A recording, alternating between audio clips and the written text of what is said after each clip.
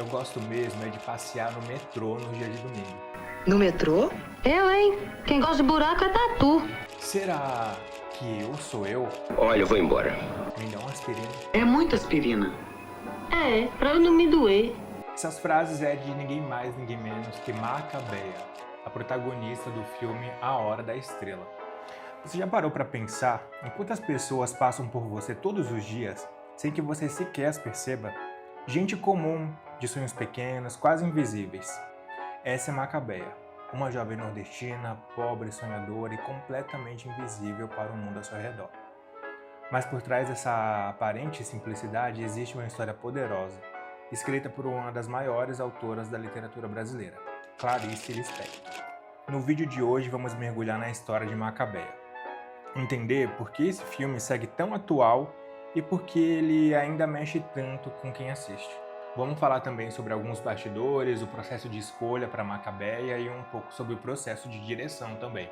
Fique até o final, porque esse não é só apenas a história de uma personagem, é o espelho de uma sociedade inteira.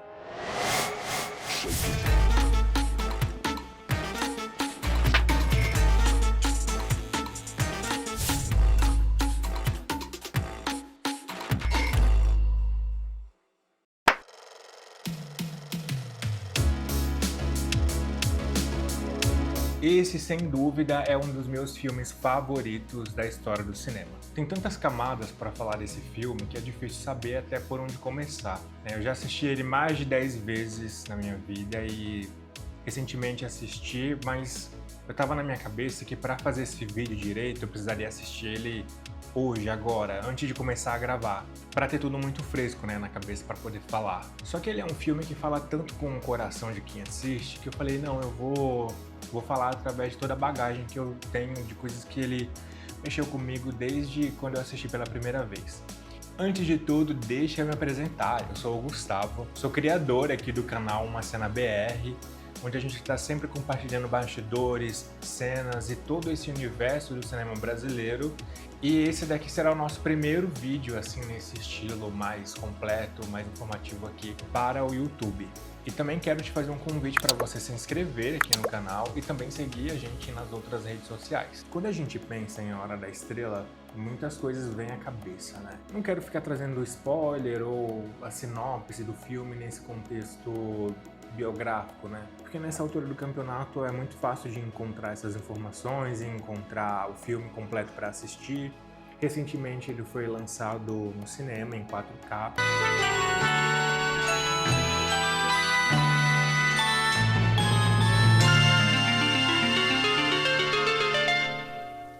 Eu acho que a discussão sobre esse filme é mais sobre como ele impacta cada um de uma forma diferente, né? Porque quando você pensa em Macabeia, ela com certeza é alguém que você já viu, alguém que você conhece, alguém que você conheceu no passado, ou você.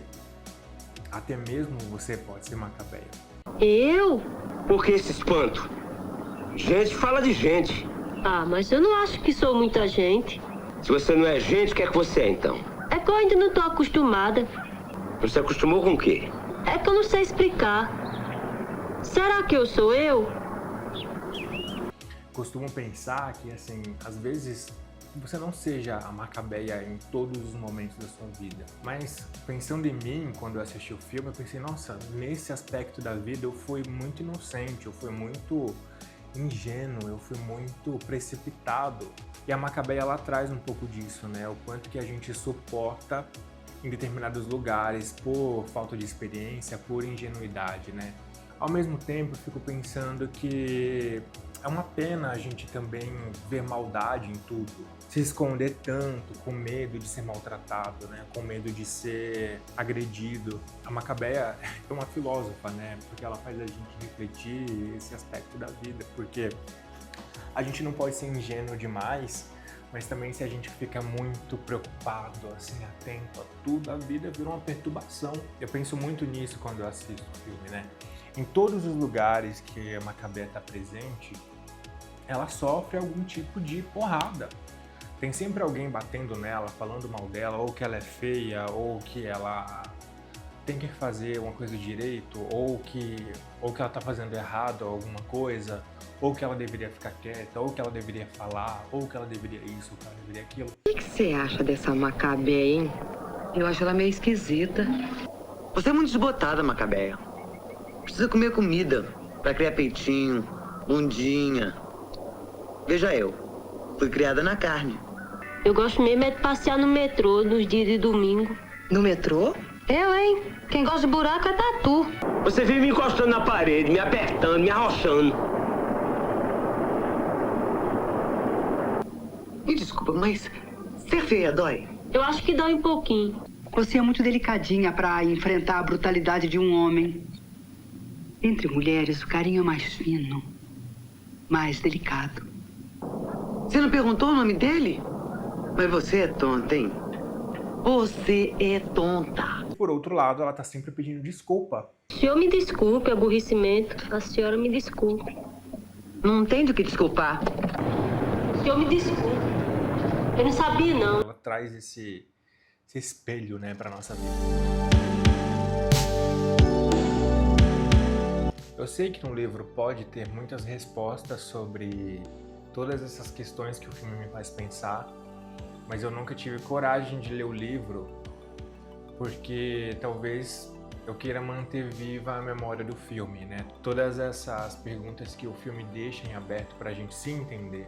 A Clarice, quando escreveu essa história, ela estava num momento delicado já, né, da carreira. E tem essa entrevista dela pra Cultura em que ela fala um pouco sobre o momento que ela está escrevendo, né? Isso acontece ainda agora de você produzir alguma coisa e rasgar? Eu deixo de lado ou não, eu rasgo, sim. É produto de reflexão ou uma emoção Raiva, instantânea? um pouco de raiva. Com quem? Comigo mesmo. Por que, Clarice? Sei lá, eu tô meio cansada. Do quê? De mim mesmo. Mas você não renasce e se renova a cada trabalho novo? Bom, agora eu morri. Vamos ver se eu renasço de novo. Por enquanto eu tô morta. Nossa, eu lembro que eu assisti essa entrevista antes de ver o filme, porque eu não conhecia a obra ainda. Eu só lembro de pensar na genialidade dessa mulher, como ela era corajosa à frente do tempo. Ela deixa muito claro isso nessa entrevista. Você vê o semblante dela, tem tanta força, tem um magnetismo muito forte de quem tem algo para falar.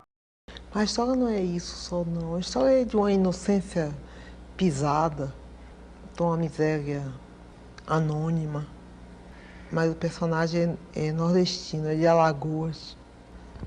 Onde é que você foi buscar dentro de si mesma? Eu morei em Recife, eu morei no Nordeste, eu me criei no Nordeste. E depois, no Rio de Janeiro, tem uma feira dos nordestinos, no Campo São Cristóvão. Uma vez eu fui lá e peguei o ar meio perdido do nordestino no Rio de Janeiro. Daí começou a nascer a ideia de um... Depois eu fui a uma cartomante e imaginei várias coisas boas que iam me acontecer, e imaginei, quando tomei o táxi de volta, seria muito engraçado se um táxi me pegasse, me atropelasse e eu morresse depois de ter ouvido todas essas coisas boas. Então daí foi nascendo também a trama da história. Qual o nome da heroína da novela? Não quero dizer, é segredo. E o nome da novela, você poderia revelar? 13 nomes, 13 títulos.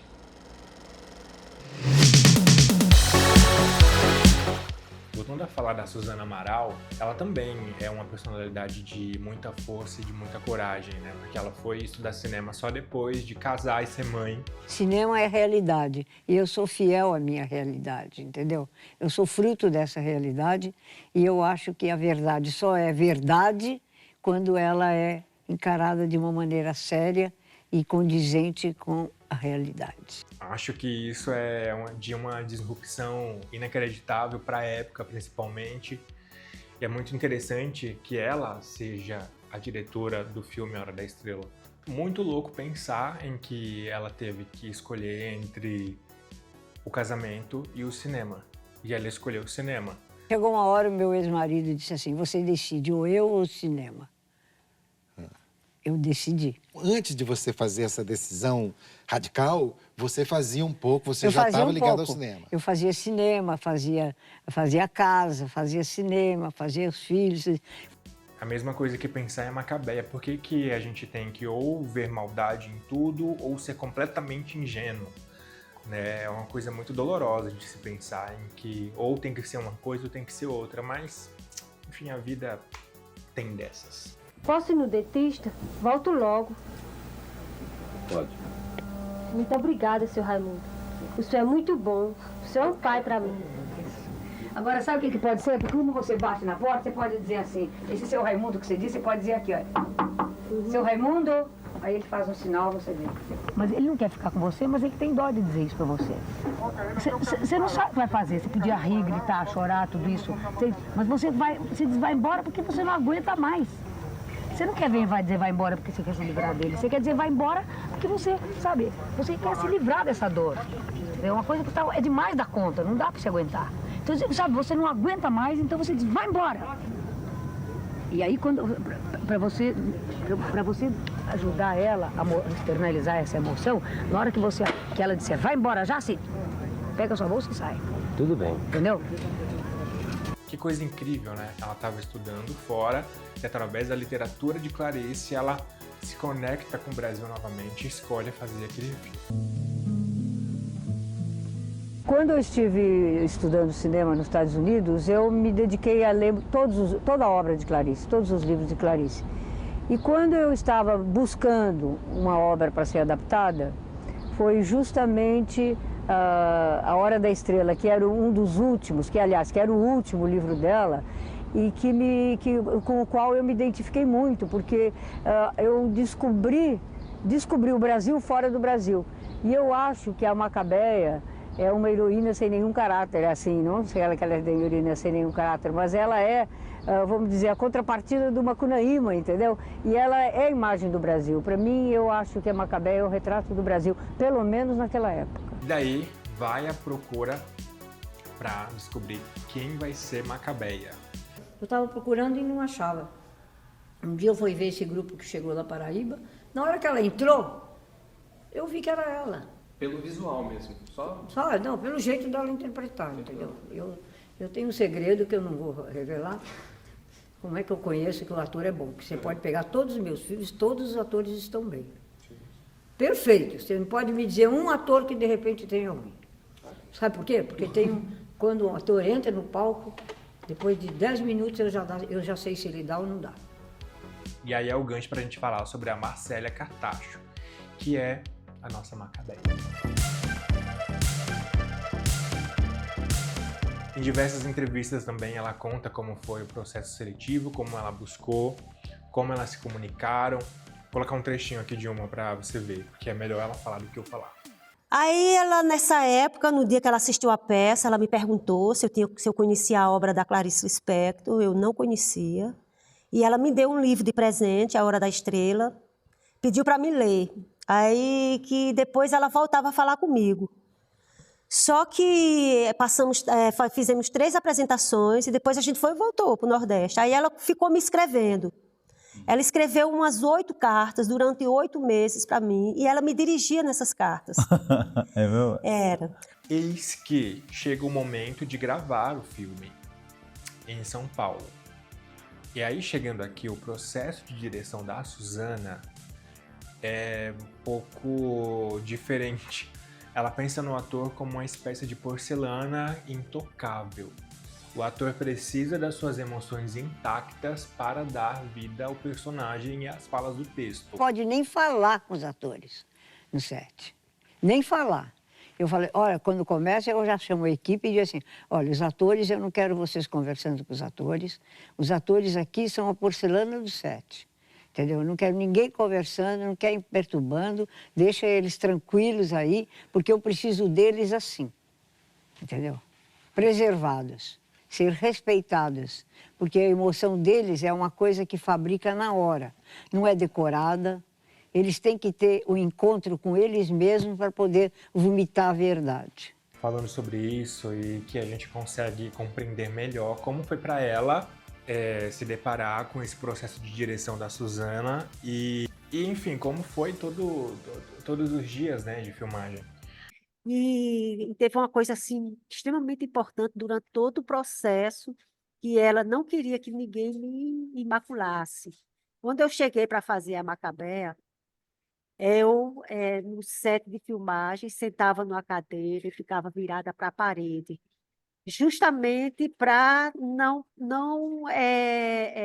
ficar influenciada, né, com as questões de estar em São Paulo, né, com a questão de estar vivenciando esse projeto. Ela não deixava que ninguém tocasse em mim. A gente acordava às 4h da manhã, né? E aí a gente ia para o set de filmagem, só eu e ela no carro dela, né? E ali ela ficava vendo como era que ela ia fazer o ângulo da cena, como ia ficar, como era que ela ia conduzir a gente, né, para vivenciar a cena por cena. E isso aí foi fundamental. Tem dia que eu chorava, né, com raiva de Suzana, porque eu queria ir para os cantos e ela não deixava. Aí ela dizia, um dia você vai me agradecer. Aí toda vida que eu vejo a Hora da Estrela, eu agradeço muito, Suzana, muito obrigada, porque eu sabia que aquilo ali, um dia, né, tinha começo, meio, fim, não era para a vida toda. O elenco do filme é todo interessante, assim. Quero falar de uma específica, que é a Cartomante, que é a Fernanda Montenegro que faz. Conquista esse cara e você vai ter o homem da sua vida. Mas ela não vai sofrer com isso? Manda ela pra mim. Eu resolvo qualquer destino. Como todos os papéis da Fernanda Montenegro, eu não vejo outra pessoa fazendo a não ser ela. A gente tem dois contrapontos aqui, tá? Primeiro é a Marcélia fazendo a Macabeia como seu primeiro filme. Ela estava tecnicamente crua pro cinema especificamente, porque ela já fazia teatro, mas pro cinema ela era uma artista crua. Por outro lado, a gente já tinha a Fernanda Montenegro com toda aquela experiência dela de teatro, de TV, de cinema. Entende o que eu quero dizer? As duas juntas, uma iniciante e uma muito experiente. Funcionou muito bem. A inexperiência como atriz da Marcélia para dar vida à inexperiência e ingenuidade da Macabeia. E por outro lado, temos Fernanda Montenegro fazendo a Cartomante. Talvez ela precisasse sim de toda a experiência da Fernanda Montenegro para fazer sutilmente alguém que tem essa maldade, mas precisa se pintar como alguém foda, alguém muito bom. E aí temos essa contrapartida das duas, de uma atriz muito, muito experiente com uma atriz iniciante, que foi, assim, sucesso demais. Foi fundamental, parabéns. Eu uso essa palavra cafetina porque eu não tenho medo das palavras. Você tem medo das palavras? Tenho sim, senhora. Minha queridinha, eu vou tomar cuidado para não dizer nenhum palavrão.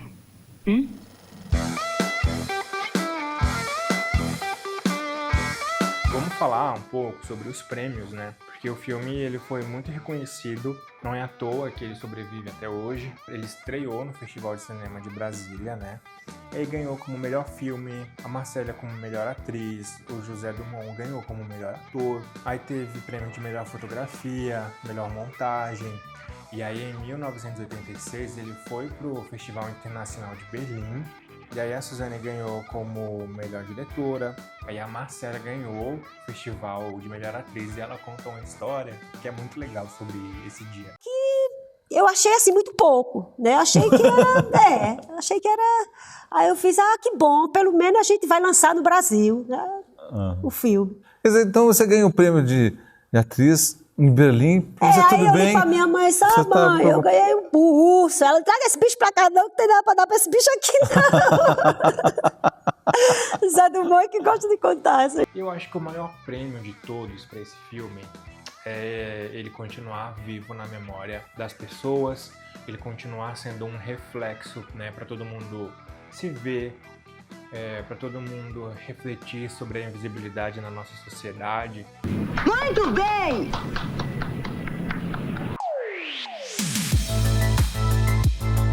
Macabeia é uma personagem que carrega em cada gesto a dor e a beleza de tantas vidas anônimas. Clarice Lispector e Susana Amaral nos convida, através dessa história, a olhar para o que muitas vezes preferimos não ver, a perceber o outro, a ouvir o silêncio daqueles que nunca tiveram a voz. Então é isso, agradeço demais a sua presença até aqui comigo e até o próximo vídeo. Um beijo.